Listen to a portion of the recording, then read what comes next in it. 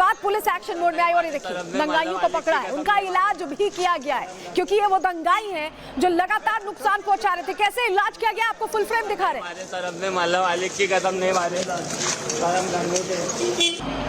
देखिए अब माफी मांग रहे हैं, लेकिन इससे पहले जब हिंसा कर रहे थे तब माफी नहीं मांग रहे थे, जब चेहरे को ढककर बाकायदा प्लानिंग के साथ हिंसा कर दिए। देखिए कैसे इलाज किया गया है।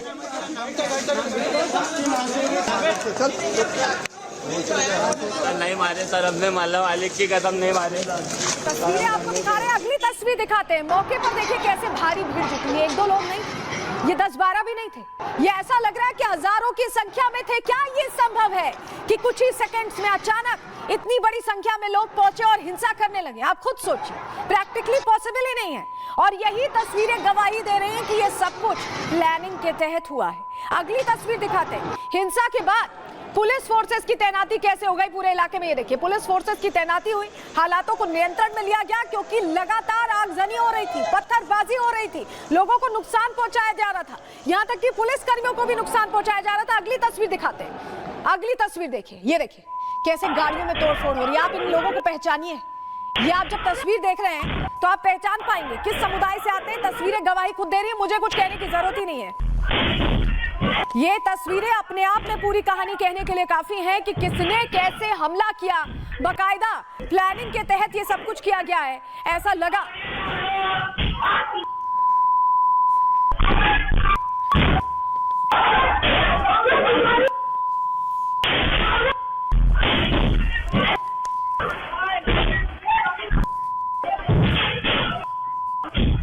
तो आखिर अफवाह फैलाई गई, पूरी हिंसा कैसे हुई जानकारी आपको दे रहे हैं। कल शाम उपद्रवियों ने नागपुर में हिंसा की और हिंसा से पहले बाकायदा अफवाह फैलाई गई, भ्रम फैलाया गया। शाम की नमाज के बाद भीड़ जब जुटने लगी तो महल इलाके में मुस्लिमों ने हिंसा शुरू कर दी। उपद्रवियों ने धार्मिक नारे पहले लगाए और उसके बाद हिंदुओं के घरों पर चुन चुन कर पथराव किया गया है, गाड़ियों को आग के हवाले कर दिया गया। दंगाइयों ने पुलिस पर भी अटैक किया, हमने आपको तस्वीर भी दिखाई। उपद्रवियों को रोकने के लिए टीयर गैस दागी गई और तब जाकर हालात कहीं नियंत्रण में आ पाए। लेकिन चलिए जरा आपको तस्वीर दिखाते हैं। सीसीटीवी फुटेज में वो चेहरे पहचान में आ गए जिन्होंने इस हिंसा में कैसे अपना एक तरह से इनपुट दिया। जरा तस्वीर देखिए, ये देखिए, ये फुल फ्रेम तस्वीरें आपके लिए जरूरी इसलिए हैं कि आप पहचान पाएंगे। ये देखिए कैसे दनादन पत्थर बरसा रहे हैं। ये वो लोग हैं जो जानबूझकर सोच समझकर उन्हीं इलाकों को निशाना बना रहे थे जहां पर हिंदू परिवार रहते हैं। ये 17 मार्च की फुटेज, रात की फुटेज आपको दिखा रहे, क्लीन फुटेज है। देखिए कैसे दनादन पत्थर बरसा रहे हैं। और जरा अगली तस्वीर भी दीजिएगा, ये सीसीटीवी फुटेज हम आपको दिखा रहे हैं। देखिए देखिए कैसे बड़ी संख्या में आए, कुछ के चेहरे भी ढके हुए हैं, कुछ शायद ये सोच रहे थे कि चेहरे ढकेंगे तो बच जाएंगे। देखिए कैसे बाइकें तोड़फोड़ की जा रही हैं, पत्थर मारा जा रहा है। क्या ये संभव है कि ये कुछ ही क्षणों में हो जाए? ये तो तैयारी करनी पड़ेगी, तब इतने पत्थर होंगे, तब इतने हथियार होंगे।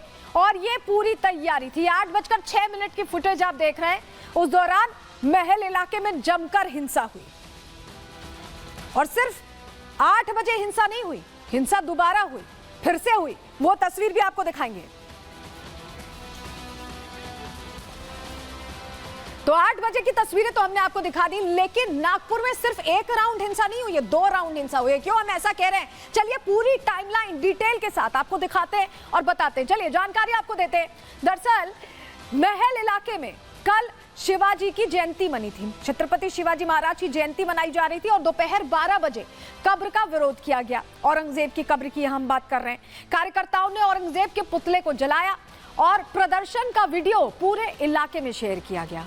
वीडियो शेयर करने के साथ साथ अफवाह फैलानी शुरू कर दी गई। शाम 5 बजे मस्जिदों में नमाज के लिए लोग पहुंचे और शाम 7 बजे मस्जिदों से निकलकर चौराहे पर पहुंचने लगे। नमाज के बाद चौराहे पर लोग पहुंचने लगे और उसके बाद मुस्लिम युवकों ने धार्मिक नारे लगाना शुरू कर दिया। 7:30 बजे इलाके में हिंसा भड़की। अभी हमने आपको 8 बजे की तस्वीर दिखाई थी। उस आधे घंटे में इतनी तबाही मची कि आप सोच नहीं सकते और लगातार ये तबाही मचती गई।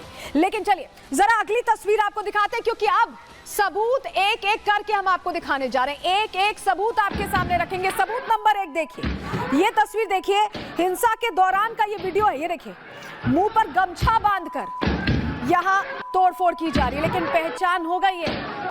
ये तस्वीर पहचानिए इन चेहरों को जो हमारे बीच रहते हैं। बहुत से टोपी वाले जाते हुए आपको दिखाई दे रहे होंगे। मुझे आपको बताने की जरूरत भी नहीं है कि ये किस समुदाय से। ये देखिए, ये तस्वीर आपके लिए देखना जरूरी है।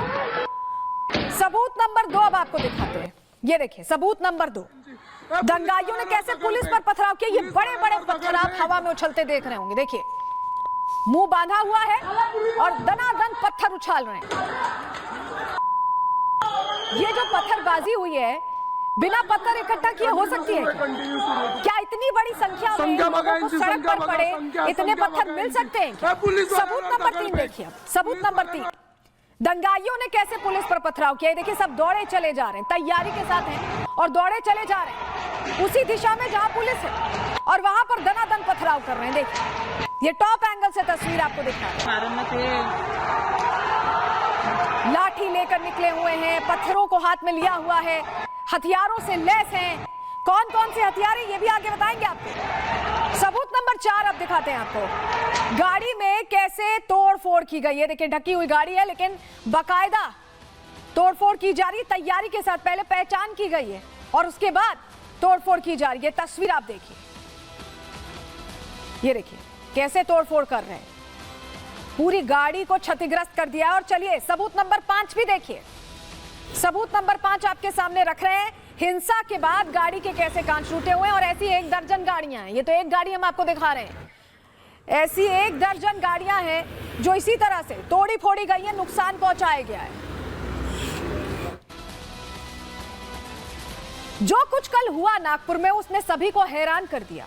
वहां एक चश्मदीद महिला थी, उन्होंने बताया कि कैसे उन्होंने ये सब कुछ अपने सामने होते हुए देखा। वो भावुक भी हो गई, सुनिए जरा। गली के कॉर्नर पे बहुत सारा मॉब था, उन्हीं के लोग थे। उनकी ये चल रही थी, वो किसी को जाने नहीं दे रहे थे। सब हिंदुओं को बोल रहे थे चलो निकलो यहाँ से, हटो यहाँ से। मेरी बच्ची कॉलेज से आ रही थी, मैं उसको लेने के लिए बोली तो ऑटो वाले को बोला अगर तू अंदर घुसा तो तेरे को काट देंगे। ये कहा उन्होंने? हाँ, बहुत तनाव था, बहुत ज़्यादा। नहीं, आपकी आवाज़ में भी एक डर दिखता है। मैं अभी भी डरी हुई हूँ क्योंकि मेरे आंख पे रोंगटे आ रहे हैं, क्योंकि वो पूरा सीन मुझे मेरे सामने मेरे को दिख रहा है। मेरे हस्बैंड कोई नहीं था, सब औरतें थी। बहुत बहुत डरावना माहौल था, बहुत ज़्यादा। मेरे पापा को अभी हार्ट स्ट्रोक हुआ और 2 दिन पहले उनको लाया। उनको कुछ पता ना चले इसलिए उनको अलग दूसरे रूम में रखा गया है और उनको अभी तक की कुछ नहीं बताया, क्योंकि उनका कभी भी बीपी हाई हो के उनको बताऊं तो कैसे बताऊं कि पापा ऐसा बाहर हो रहा है, क्योंकि हस्बैंड भी नहीं थे, कोई नहीं था, इसीलिए बहुत डरे हुए हम लोग।